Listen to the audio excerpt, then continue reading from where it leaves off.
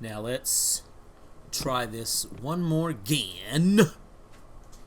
Hello. Alright, and action. Hey, what it do, what it is, I need to there we go. Okay. And back to one and action. What it is, what it do, I am your boy John the Baptist, aka Premier Poppy in the building. One half of On Air Don't Care, and the originator of Bomb Takes and Baptist Originals Media.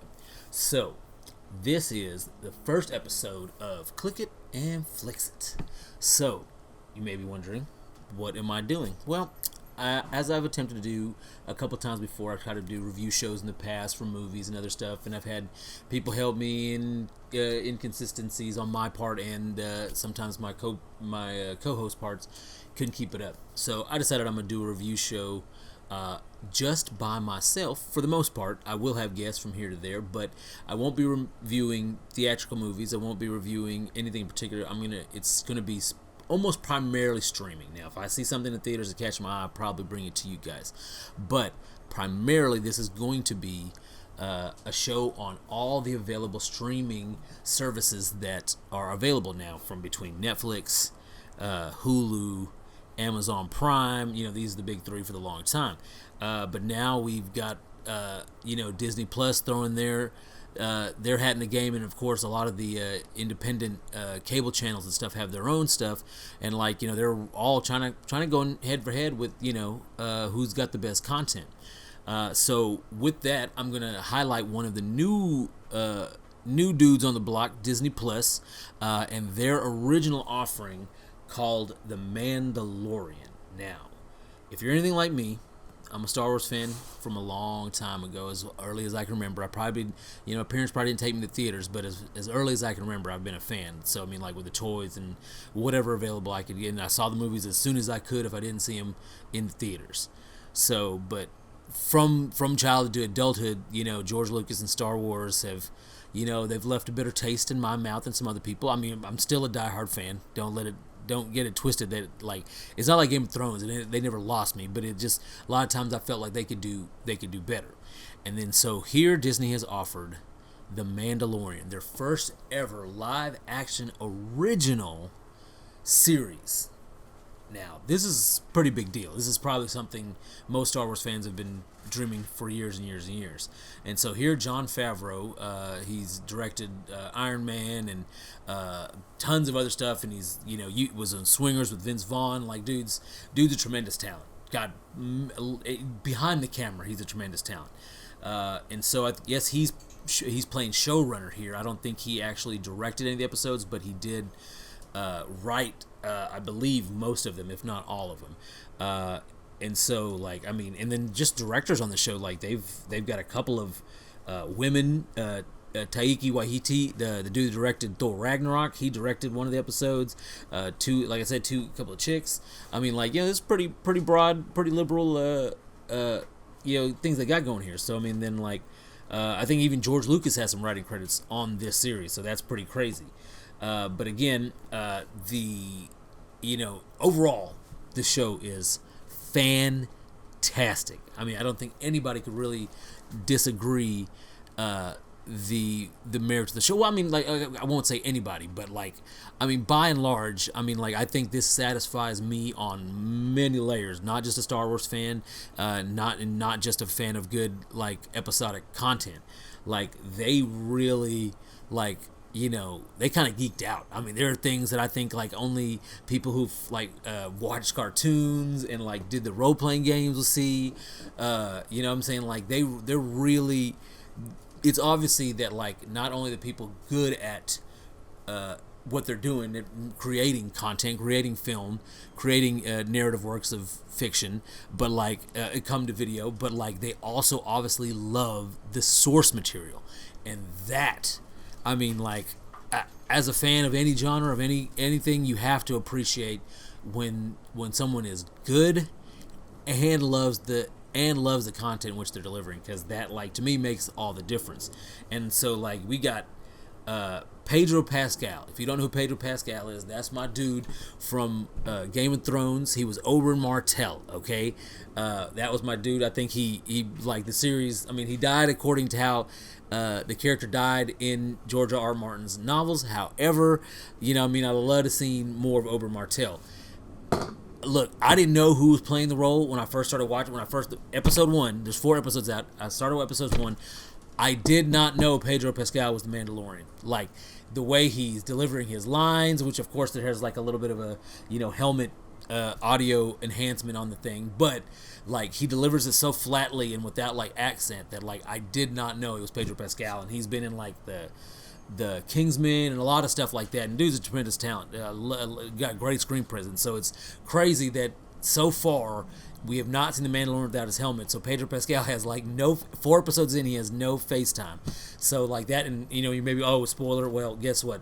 Part of the Mandalorian's code is they don't take their helmet off. You're gonna learn, you know, like you're gonna learn that. Some of it, I mean, I'm a little confused too because I've seen some of the Star Wars cartoons and stuff like that, and there were Mandalorians on there, I believe.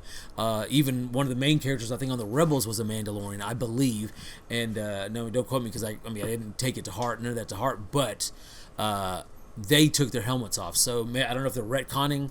I don't know if the Mandalorian itself and Jon Favreau are retconning what's happened previously as far as the Mandalorian is concerned. I don't know, but pretty good stuff. Now, I will, before I get off of it, I have to, of course, touch on Baby Yoda. Baby Yoda is simply the motherfucking cutest fucking thing in any fucking galaxy. I mean, he is like the gremlins, kittens, baby sloths, baby raccoons, puppies, like anything super cute, the porgs, I mean, like everything from Star Wars, everything that could potentially be cute, they've taken a little bit of its essence,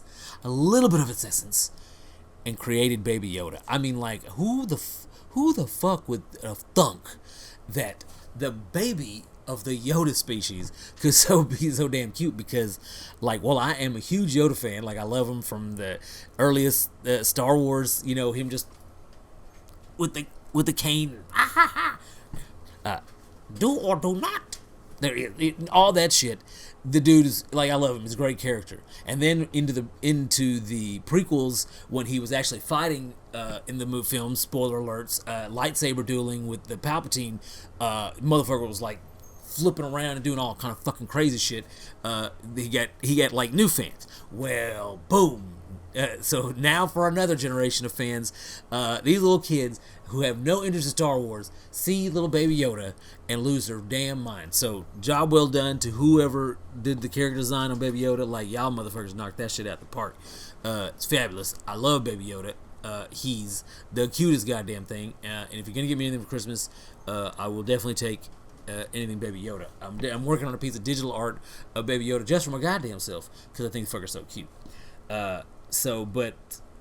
Anyway, like Gina Carino, she was an ex-MMA fighter. She's in the series. Werner Herzog, like that. This is like, you know, it's nuts. Some of the people that show up, because there's also a bunch of stand-up comedians that are making that I saw on episode 1, episode 4. Oh, I think there was actually 2 on episode 1.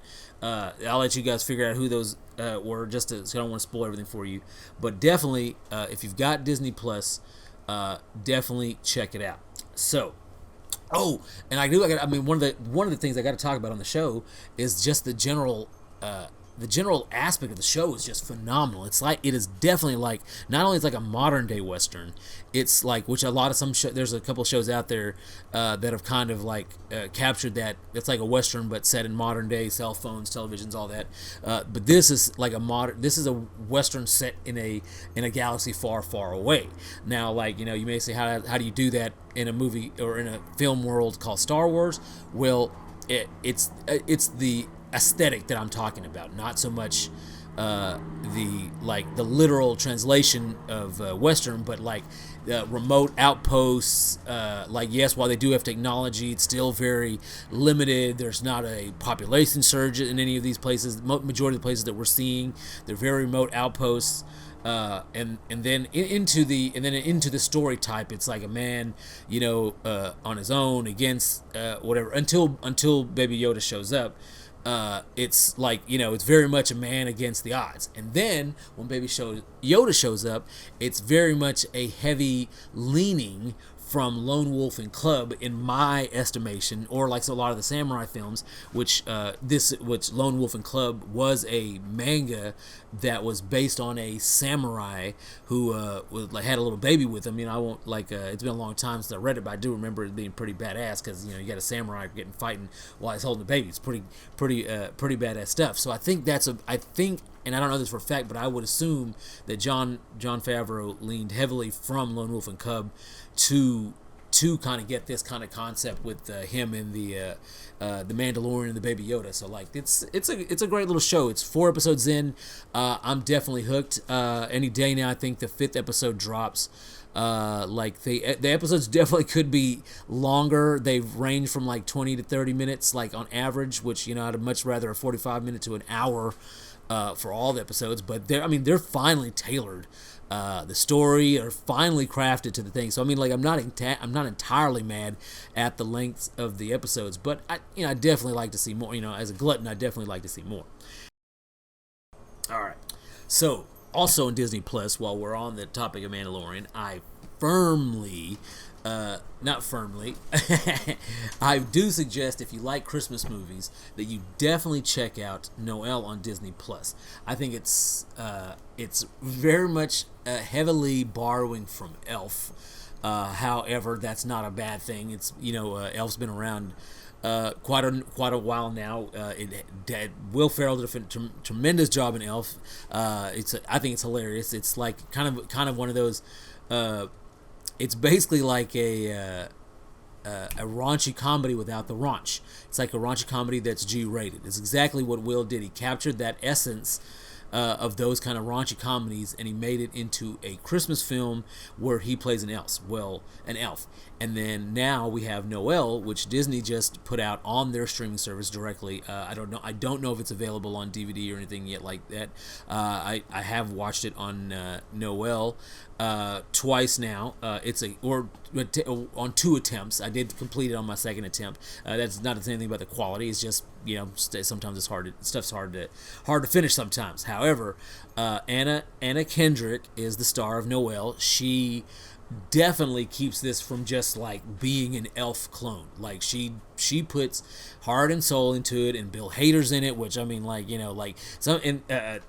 it's kind of hard to believe just the people that are in it. I don't know if they threw the checkbook at people just to make this, or did they do it because they want it. I don't know any of that stuff. Charlotte McClane's in it. Julie Haggerty. It's a crazy talent. The male dude, Kingsley Ben Adir, his haircut is fucked off, but dude has got some charm. I definitely liked his performance in here. He could definitely use a haircut. Get an edge up, my dude. That shit it's not what it is.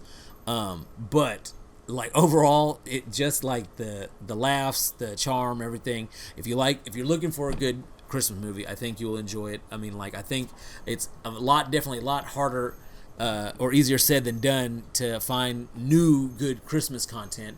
So hey, job well done. And on that note, also, Merry Happy Whatever on Netflix is a series which I started checking it out yesterday.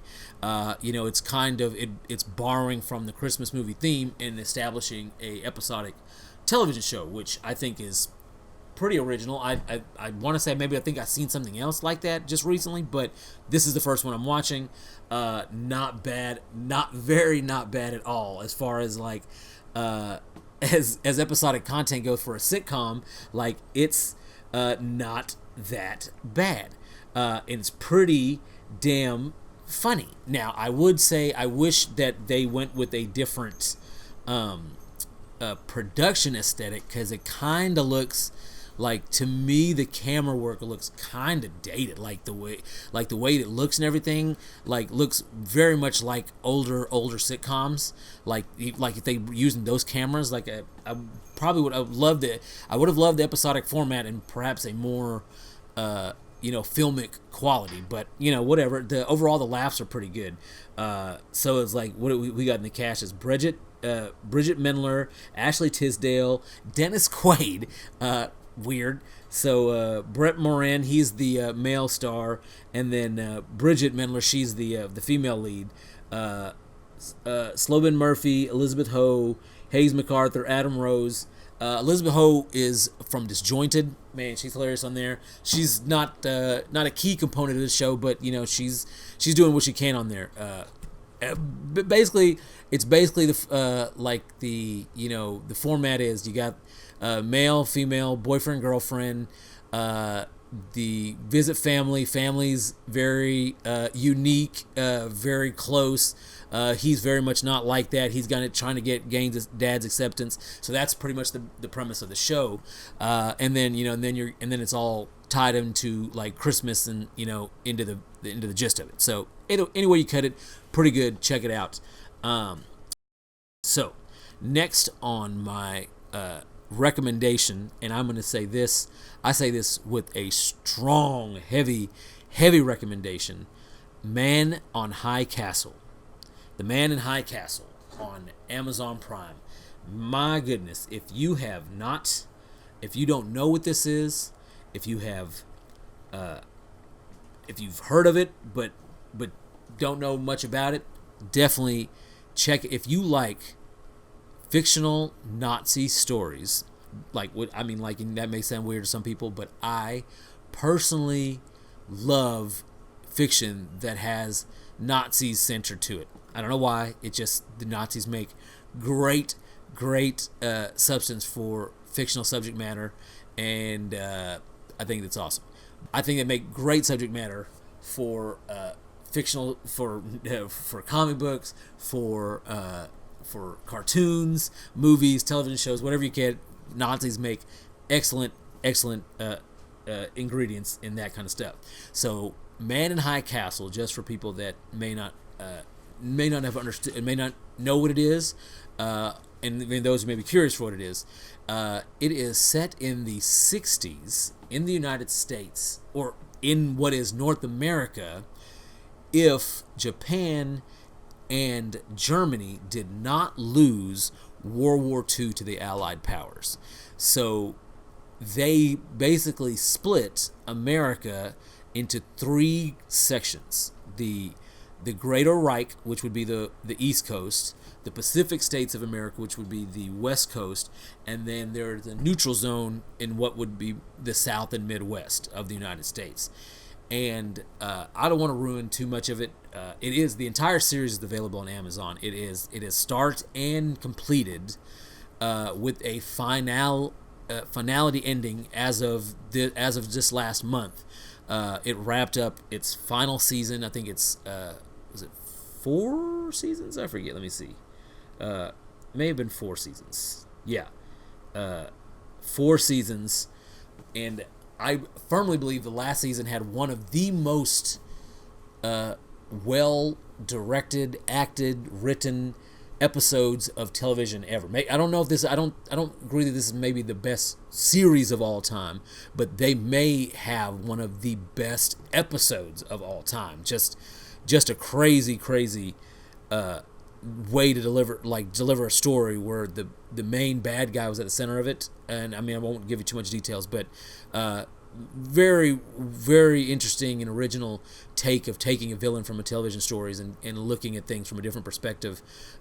Amazing episode. But overall, like, it's the CG work on the show, where they recreate parts of San Francisco and New York, Germany, in making them respectively Japanese and German architecture in places that don't actually exist, and like a tremendous job, and like, I mean, very inspirational for me as I'm a filmmaker trying to like create worlds that don't exist, and like, I mean, and how they go about and do that. It's tremendous work, and so I highly recommend, if you like World War II series and stories and Nazis, and there is a bit of supernatural to the story, as well as not just a retelling or a what if. If you like What If from Marvel, you definitely should check this out.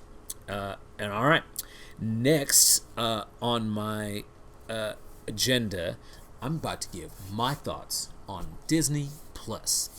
So, overall, I would say that if you are not a absolute diehard Disney fan, I would say that you could wait. Now, it's only $6.99 a month, and now I would say like it is worth it to get it for like this month, just to check it out. But I don't necessarily know if it's there on par with like Hulu and Netflix, Amazon Prime, and even then Amazon Prime I think is on the weaker end of those three. Like I mean, in technically it probably should be up there with Disney Plus because it's kind of limited in its offering and what you can, in my opinion, and what you can do with it on a daily basis. You know, Hulu and Netflix offer a wider variety of things that in original of older and original content that you can get behind, to make as to like be a cable killer, to use as a daily viewer. They definitely have their content available that you can use it to kill your cable, cut the cord. Now, Disney Plus does have a fantastic selection of like their animated films, their real life live action films, and in their cartoons from the Disney Channel, content from the Disney Channel. I mean, I'm talking like they've got gummy bears, which I love. I love the gummy bears. I'm sorry, loved them when I was a kid. I used to wake up on Saturday mornings, or was it depending? I can't remember if it was later in the evenings, or I think it came on sometimes real early and then later after the other cartoons, and I would get up to watch them. I think there was like 4 seasons of the Gummy Bears. Like, and I just learned that recently. I thought there was only like a season or 2, but then I'm thinking like there were a couple of seasons, and I absolutely love it. It definitely fueled my imagination as a child. So if you want to know what I'm talking about, you should definitely go check out Disney's Gummy Bear on. I think you can actually find them on YouTube if you don't have Disney Plus. I don't know if I should say that, but.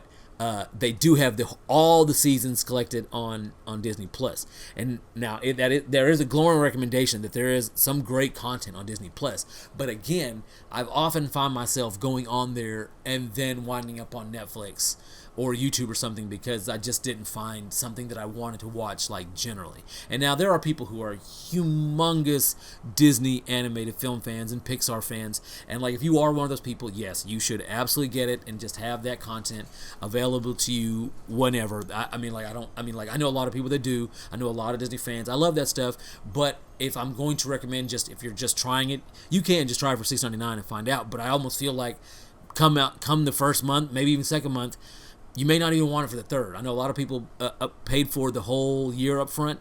You know, you may want to test your waters because you may not find out that you may be able to get it whenever you want it throughout the year instead of like paying $70. So that's just my opinion. Now, and to double back to Star Wars, The Mandalorian is one such original programming that they have now on Disney Plus.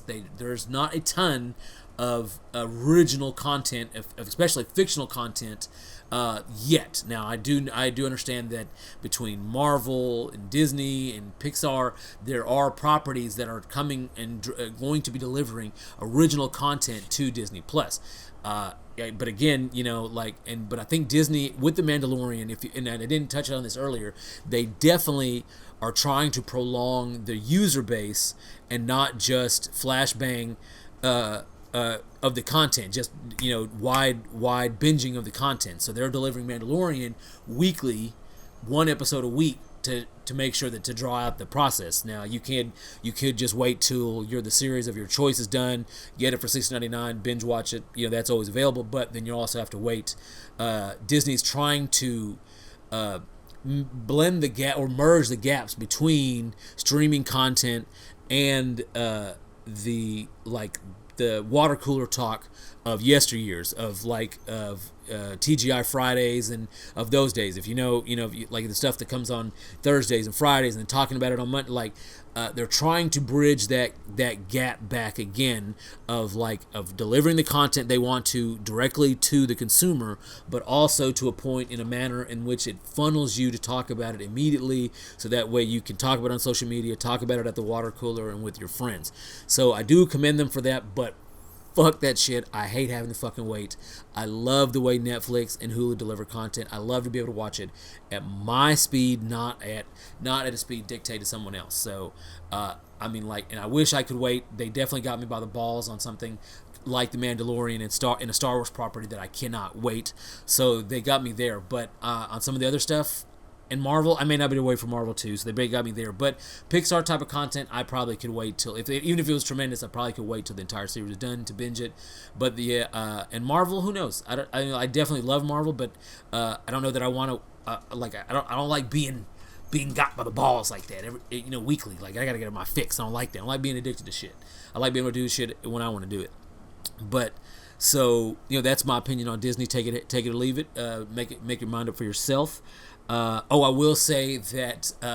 And for the Star Wars, what I meant to say is the Star Wars offerings, they have almost everything cinematically, except for The Last Jedi that's on Netflix, but you only have to the end of the month to watch The Last Jedi on Netflix before you probably will have to only be able to get it at Disney Plus. So y'all remember that, and I think I'm going to cut out today.